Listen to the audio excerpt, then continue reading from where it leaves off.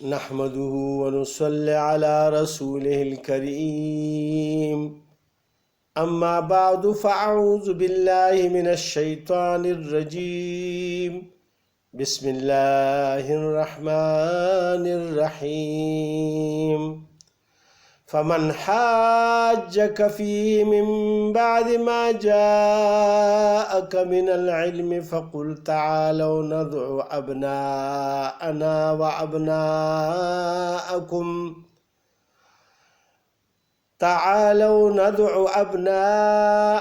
وأبناءكم ونساءنا ونساءكم وأنفسنا وأنفسكم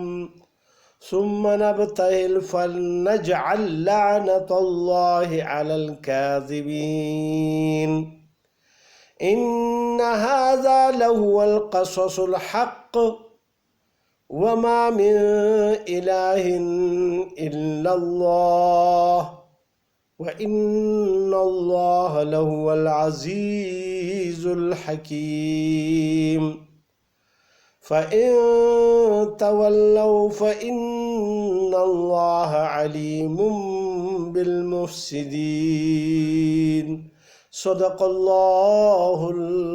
العظيم. السلام علیکم میرے بھائیوں اور بہنوں، آج ہم سورہ آل عمران کی 61ویں آیت سے شروع کریں گے اور اس کا ترجمہ اور تفسیر بیان کریں گے۔ اللہ سبحانہ وتعالیٰ مجھے صحیح بیان کرنے اور پھر عمل کی توفیق عطا فرمائے اور آپ کو بھی۔ اللہ سبحانہ وتعالیٰ ان آیات میں فرماتے ہیں فمن حاجکا، پھر جو کوئی جھگڑا کرے آپ سے، فیہ اس قصہ میں، من بعد ما جاءک من العلم، بعد اس کے کہ آ چکی تیرے پاس خبر سچی، فقل تعالوا ندعو ابناءنا وابناءکم، تو آپ کہہ دے آؤ بلاوے ہم اپنے بیٹے اور تمہارے بیٹے، وَنِسَاءَنَا وَنِسَاءَكُمْ، اور اپنی عورتیں اور تمہاری عورتیں، وَأَنفُسَنَا وَأَنفُسَكُمْ، اور اپنی جان اور تمہاری جان، ثُمَّ نَبْتَهِلْ، پھر التجا کرے ہم سب، فَنَجْعَلْ لَعْنَةَ اللَّهِ، اور لعنت کرے اللہ کی ان پر، عَلَى الْكَاذِبِينَ، کے جو جھوٹے ہیں۔ جب نجران کے جو یہود کے بڑے عالم تھے وفد کی شکل میں رسول پاک صلی اللہ علیہ وآلہ وسلم کے پاس آئے ہوئے تھے اور وہ حجت بازی کرنے پر تلے ہوئے تھے اور اڑ رہے تھے اپنی باتوں پر، اللہ سبحانہ وتعالیٰ نے ان کی ایک ایک بات کا جواب دے دیا۔ جتنے بھی ان کے سوالات تھے اللہ سبحانہ وتعالیٰ نے ان کے سوالوں کے جواب دیے، رسول پاک صلی اللہ علیہ وآلہ وسلم نے ان کو بیان فرما دیا۔ آخر میں جب باپ کا مسئلہ پیش آیا کہ باپ کے بغیر پیدا ہوئے لہذا اللہ کے بیٹے ہوئے، اللہ پاک نے آدم علیہ السلام کی مثال ان کو پیش کر دی، لہذا پھر بھی وہ نہیں مانے اور وہ اپنی اس پر اڑے رہے۔ تو اللہ سبحانہ وتعالیٰ اس آیت میں فرماتے ہیں کہ جو جھگڑا کرے آپ سے اس کے بعد بھی کہ یہ ان کو پورا علم ہو چکا ہے کہ اللہ قدرت رکھتے ہیں، ہر قادر ہے، مطلق ذات ہے اور وہ ہر ایک چیز کر سکتے ہیں، لہذا اس علم کے آنے کے باوجود اعلان کہ ان کو علم ہے لیکن اپنے آپ کو ایسے بیوقوف بنایا ہوا ہے اور یہ سوال کر رہے ہیں۔ لیکن اب جب کہ قرآن نے بھی بتا دیا، اللہ کے پیغمبر نے بھی بتا دیا اور علم ان کو پورا کا پورا آ چکا ہے اور اندر کے اندر یقین بھی آ چکا ہے ان کو،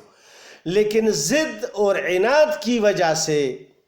یہ ایمان نہیں لا رہے ہیں، کیونکہ ان کے بڑے نے تو پہلے ہی کہہ دیا تھا، کیونکہ آپس میں جب یہ مشورہ کرنے لگے تو کہنے لگے ایک دوسرے کو کہ یہ تو حق سچ نبی معلوم ہوتے ہیں، اور اس پر کیا خیال ہے پھر ایمان لائے۔ تو وہ بڑے نے کہہ دیا کہ اب اگر ہم اس پر ایمان لائے تو جو روم کا بادشاہ ہے اور وہ ہمارے اوپر اتنے نیازیں برستا ہے اور اتنی جائیدادیں دی ہوئی ہے اور ہر سال ہمیں اتنے اتنے پیسے یعنی وہ بیچتا ہے، تو پھر وہ تو ہم سے وہ زمینیں بھی چھین لے گا اور وہ جائیدادیں بھی چھین لے گا، اور پھر جو ہے نا ہمارے اوپر بھی وظیفے بھی بند کر دے گا، دولت آنی بھی بند ہو جائے گی، لہٰذا ہم کیسے ان کو مان لیں، یہ تو پھر اپنی تباہی ہو جائے گی۔ لہٰذا انہوں نے اس بات سے انکار کیا۔ تو یہ ضد اور عناد کی وجہ سے انہوں نے کیا، یعنی ان کو علم آ گیا تھا، سچی بات سامنے آ گئی تھی، اور پھر بھی یہ نہ مانے، تو پھر اللہ سبحانہ وتعالیٰ نے رسول پاک صلی اللہ علیہ وسلم کو یہ فرما دیا، فَقُلْ تَعَالَوْا نَدْعُ أَبْنَاءَنَا، ان کو کہہ دے کہ بلائے اپنے بیٹوں کو، وَأَبْنَاءَكُمْ، یعنی میں اپنے بیٹوں کو بھی بلاتا ہوں، پہلے اپنے آپ کو پیش کیا، اور تم اپنے بچوں اور بیٹوں کو بلاؤ، وَنِسَاءَنَا وَنِسَاءَكُمْ، اور میں اپنے یعنی عورتوں کو بلاؤں گا اور تم اپنے عورتوں کو بلاؤ، وَأَنفُسَنَا وَأَنفُسَكُمْ، اور ہم خود بھی ان کے ساتھ کھڑے ہو جائیں گے، ثُمَّ نَبْتَهِلْ فَنَجْعَلْ لَعْنَةَ اللَّهِ عَلَى الْكَاذِبِينَ، پھر التجا کر لیں گے اللہ سبحانہ وتعالیٰ سے کہ لعنت کرے ان لوگوں پر جو جھوٹ بولنے والے ہیں۔ تو انہوں نے جب یہ بات سنی تو وہ ایک دوسرے کو دیکھنے لگے، اور پھر انہوں نے اشارے میں ایک دوسرے کو کہا کہ ان سے کچھ وقت مانگ لے، لہٰذا پھر انہوں نے وقت مانگ لیا کہ ہم آپس میں مشورہ کرتے ہیں تو پھر آپ کو بتاتے ہیں۔ لہٰذا جب وہ مشورے کے لیے بیٹھ گئے، چلے گئے مشورے کے لیے، تو آپس میں کہنے لگے کہ یہ تو حق اور سچ نبی ہے، اور اللہ سبحانہ وتعالیٰ نے تورات میں بھی ان کا ذکر کیا ہے کہ بنی اسماعیل میں ایک پیغمبر آئے گا اور وہ یہی پیغمبر ہو سکتے ہیں، کیونکہ وہ اتنے زور سے اللہ کی سبحانہ وتعالیٰ کی یہ جو آیتیں ہمیں پیش کر رہے ہیں اور دلیلیں پیش کر رہے ہیں، یہ کوئی عام آدمی کی باتیں نہیں ہیں، لہٰذا پھر کیا کرے؟ انہوں نے تو پھر یہ گوارا نہیں کیا کہ دولت اور یہ ثروت کو چھوڑ دے، جائیدادوں کو اور یہ چیزوں کو چھوڑ دے، کیونکہ دنیا تو بہت محبوب ہوتی ہے انسان کو، کیونکہ ظاہری نفع تو ہر ایک انسان پسند کرتا ہے، لہٰذا وہ تو دل جگر کی بات ہے کہ وہ ان چیزوں کو یعنی پھینک دے اور دین کو اور اسلام کو قبول کر لے اور حق سچ بات کو قبول کر لے، لہٰذا یہ بہت مشکل بات ہے۔ یہ جب امتحان آتا ہے تو پھر پتہ چلتا ہے۔ اللہ سبحانہ وتعالی ہم سب کو امتحانوں سے بچائے۔ اب اگر امتحانات سے ہوتا تو شاید ہم آج اسلام میں بھی نہ ہوتے، کیونکہ یہ تو اللہ کا ایک فضل ہے ہمارے اوپر کہ ہمیں یعنی مسلمانوں کے گھروں میں پیدا فرما دیا، اور ان میں پیدا ہوئے اور پھلے اور پوسے، اور ہم پیدائشی مسلمان ہیں۔ ہم نے تو دین کے لیے کوئی تکلیفیں ہی نہیں اٹھائی ہیں۔ یہ جو صحابہ مسلمان ہوئے اور ایک ایک فرد مسلمان ہوتا گیا اپنے قبیلے سے، اور قبیلے والے اور ماں باپ رشتہ دار ان کے اوپر جو مظالم ڈھایا کرتے تھے، ان کی تاریخ تو ہم سب مسلمانوں نے کئی بار سنی ہوئی ہے اور سنتے رہتے ہیں علماء سے، لہٰذا کتابیں بھی بڑی پڑھی ہیں، اور علماء ہمیں جمعوں میں اور وعظ تقریروں میں اور قبروں میں یعنی میں جب کھڑے ہوتے ہیں تو وہ سارے بیان کرتے ہیں۔ لہٰذا ہم نے تو کوئی مسلمان لانے میں ہمیں کوئی دقت نہیں ہوئی، کیونکہ پیدائشی مسلمان ہیں۔ تو لہٰذا اللہ سبحانہ وتعالی ہم سب کو ان امتحانات سے بچائے، کیونکہ ہم ان امتحانات میں پاس کیا ہوں گے کہ ہم سے تو اب یہ جو فرائض پورے نہیں ہوتے، پورے کے پورے نماز پر نہیں آ سکتے، 5 وقت نماز جو مسلمان پر فرض ہے اور سب سے پہلے قیامت میں اسی کی پوچھ ہوگی، وہ 100% مسلمان نہیں پڑھتے، اور جو کوئی پڑھتے بھی ہے وہ بھی اس کا اہتمام باقاعدہ نہیں کرتے، جس طرح اقامت الصلاۃ میں اس کی طرف اشارہ ہے کہ قائم کرو نمازوں کو اپنے اپنے اوقات میں، یعنی کوئی وقت کا خیال نہیں کرتا، کوئی قضا کر لیتا ہے، قضا پڑھ لیتا ہے، یعنی پورا اہتمام بہت ہی کم لوگوں کو ہے، کم مسلمانوں کو ہے۔ باقی جو احکامات ہیں یعنی زکوٰۃ کے یا اسی طرح حج کے احکامات ہیں، یا جو رمضان کے یعنی روزوں کے احکامات ہیں، اللہ کے اور بہت احکامات ہیں جن باتوں سے ہمیں اللہ پاک نے منع فرمایا ہے، شراب سے، جوئے سے، حرام خوری سے، یہ سب اللہ کے احکامات ہیں۔ حرام خوری جس قسم کی بھی حرام مال ہو، چاہے سود سے کمایا ہو، جوئے سے کمایا ہو، یا رشوتوں سے کمایا ہو، یا کوئی اور ذریعہ کوئی ایسا ہو جو ناپسندیدہ ہو، اللہ سبحانہ و تعالیٰ کو پسند نہ ہو، اور غیر اسلامی اور شرعی طریقے سے پیسہ حاصل کیا ہوا ہو، تو وہ ہم کھا رہے ہوں، تو پھر تو وہ ایمان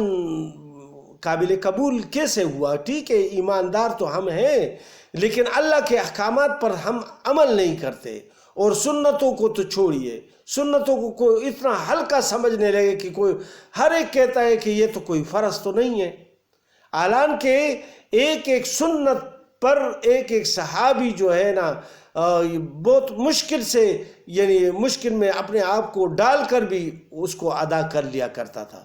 ہر ایک صحابی۔ لہٰذا پھر جو ہمارے بزرگ گزرے ہیں انہوں نے اب سنتوں کو کیسے پورا فرمایا اور ان پر عمل کیا۔ یہ فرائض کے ساتھ ساتھ سنتوں پر بھی عمل کرنا یہ بہت زیادہ ضروری ہے، کیونکہ جب سنتوں پر عمل کریں گے تو پھر ہمیں توفیق ملے گی فرائض پر عمل کرنے کی۔ لہٰذا اس کی کوشش کرنی چاہیے، سنتوں کو بالکل نہیں چھوڑنا چاہیے، چاہے کوئی بھی سنت طریقہ ہو، یا سنت نماز ہو، یا سنت طریقہ ہو، اس کو نہیں چھوڑنا چاہیے۔ لہٰذا اللہ سبحانہ و تعالیٰ نے پھر محمد صلی اللہ علیہ وسلم کو یہ فرمایا کہ آپ ان کو بس مباہلے کی دعوت دے دیں، کہ بس اللہ سے دعا مانگ لیں گے، ایک میدان میں اپنے بال بچوں سمیت کھڑے ہو جائیں گے، خود بھی ساتھ کھڑے ہو جائیں گے اور اللہ سے دعا مانگ لیں گے، تو بس جو ظالم ہوں گے اور جو ضد اور عناد کی وجہ سے حق کو نہیں مانیں گے، اللہ سبحانہ و تعالیٰ ان کو تباہ و ہلاک کر دے۔ لہٰذا